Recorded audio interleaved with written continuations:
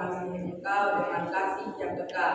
Yeremia 31 ayat 3. Alkitab juga berkata, tapi tidaklah sekali-kali membebaskan orang yang bersalah dari hukumannya. Keluaran 34 ayat 7b. Pada tangan yang satu Allah mengasihi dan tidak ingin menghukum kita. Pada tangan yang lain Allah adil dan harus menghukum kita. Apakah kamu melihat masalahnya? Bagaimana keduanya dapat bertemu? Allah mempertemukan kasih dan keadilannya melalui pengorbanan Yesus. Yesus adalah Allah yang menjadi manusia. Alkitab berkata, karena begitu besar kasih Allah akan dunia ini, sehingga Ia mengaruniakan anaknya yang tunggal, supaya setiap orang yang percaya padanya tidak binasa, melainkan beroleh hidup yang kekal. Yohanes 3 ayat 16. Yesus hidup dengan sempurna, mati di kayu salib menggantikan hukuman dosa kita, bangkit naik ke surga dan menawarkan surga sebagai hadiah gratis. Alkitab berkata, tetapi Tuhan telah menimpakan kepadanya kejahatan kita sekalian. Yesaya 53 ayat 6b. Surga hanya dapat diterima dengan iman.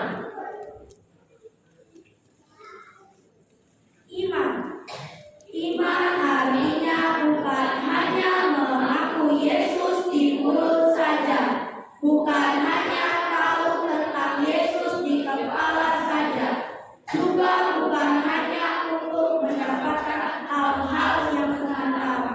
Alkitab berkata, sebab jika kamu mengaku dengan mulutmu bahwa Yesus adalah Tuhan dan percaya dalam hatimu bahwa Allah telah membangkitkan Dia dari antara orang mati, maka kamu akan diselamatkan.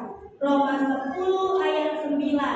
Iman yang menyelamatkan adalah percaya dengan segenap hati kepada Yesus sebagai Tuhan dan Juru Selamat yang telah menghapus dosa kita untuk masuk surga.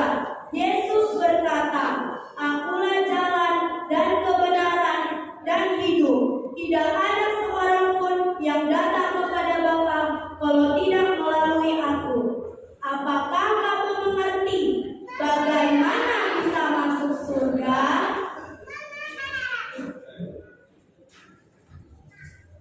Keputusan pribadi. Apakah kamu mau menerima hadiah gratis yaitu surga? Ya! Ini berarti kamu percaya Yesus mengampuni semua dosamu dan menerima Yesus sebagai Tuhan dan Juru Selamat dalam hatimu serta bertobat.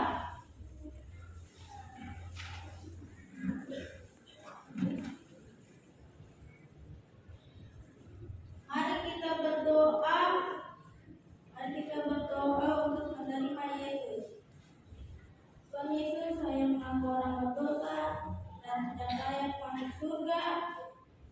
Saya percaya Yesus mati di kayu salib untuk menebus dosa-dosa saya. Ampunilah saya, masuklah di dalam hati saya, menjadi Tuhan dan Juru Selamat saya. Amin.